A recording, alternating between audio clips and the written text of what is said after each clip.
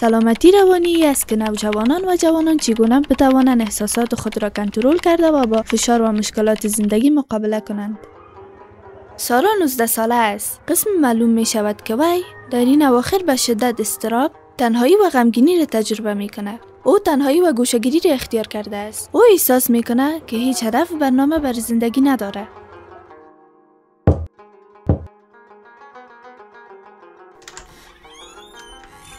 سلام سارا، چطور هستی؟ سلام لیلا، خوب هستم، اما هیچ.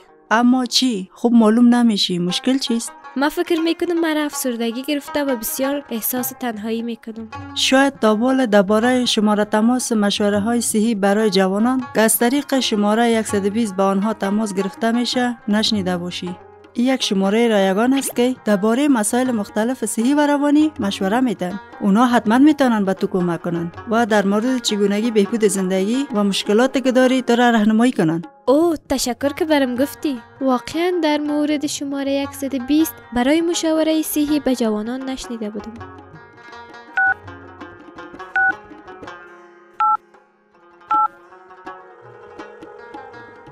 سلام، این مرکز تماس مشوره های صحی برای جوانان است. چطور میتونم کمکتان کنم؟ سلام، من سارا هستم و برای گرفتن راهنمایی درباره مشکلی که دارم تماس گرفتیم.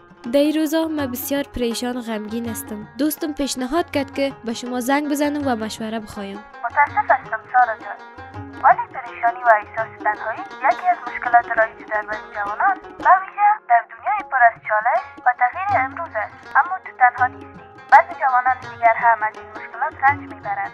راههایی برای مقابله کردن با این احساسات و پیدا کردن هدف در زندگی وجود دارد. یکی از راههای موثری است که با جلسات مراکز صحی قدی خود در مورد سلامتی و راه حل‌های مشکلات روانی معلومات و دستیاری او با جوانان دیگر صحبت کنید. من چطور میتونم در این جلسات شرکت کنم؟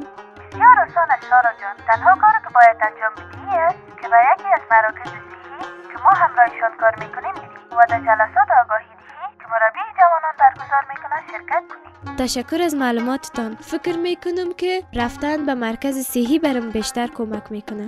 و یادت باشه که اگر نیاز به معلومات راجع به صحتت داشتی و یا ضرورت داشتی با کسی در مورد احساسات و یا مشکلاتت صحبت کنی به دکتران ما زنگ زده میتونی. بسیار زیاد تشکر. کمکتان قابل قدر است. خوشحال شدم سارا. روز خوب داشته باشی. سارا تصمیم میگیرد که به مرکز صحی قریب خود برود و در جلسه آگاهی دهی برای جوانان شرکت کند. سلام، به جلسه ما خوش آمدید. امروز درباره سلامت روانی صحبت میکنیم. سلام، من سارا هستم و از بودن با شما خوشحال هستم. ما هم خوشحال هستیم. سارا، بیاد حلقه درسی ما بشی. موضوع امروز سلامت روانی است. سلامتی روانی چگونگی تفکر، احساس و رفتار ما است که بر خلق و خوی، روابط، عملکرد و سلامت ما تاثیر دارد. احساسات بد در وقتهای سخت طبیعی است. این نشانه ضعف نیست، بلکه نشانه نیاز به کمک و حمایت است. ما اینجا هستیم تا درباره سلامت روانی، مراقبت از خود و کمک گرفتن یاد بگیریم. به خاطر یاد گرفتن بهتر، بیاین یک بازی انجام بدیم. آماده هستین؟ درست است، بله. همگی یک حلقه جور کنین و یک توپ می داشته باشیم. هر کسی که توپ گرفت بگوید چطور از سلامت روانی خود مراقبت می کند. خوردن غذای سالم و متوازن، خوابیدن به اندازه مناسب در حدود 8 ساعت در شبانه روز، صحبت با دوستان و گذراندن وقت با خانواده.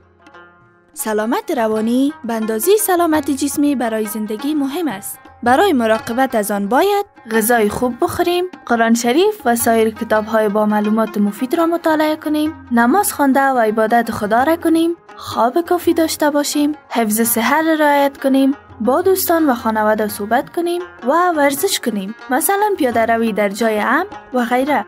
ما یک مشاور روانی داریم. او میتونه مشاوره روانی اجتماعی ارائه کنه و حرفهای شما را محرمانه نگه داره. اگر خواستید میتونم شما را به او معرفی کنم. تشکر مربی جوانان. از ملاقات با شما احساس بهتری دارم و چیزای زیادی در مورد سلامت روانی خود یاد گرفتم. من به جلسات آینده میایم تا زیادتر یاد بگیرم، استرس، اضطراب خود کم کنم و صحتمندتر باشم.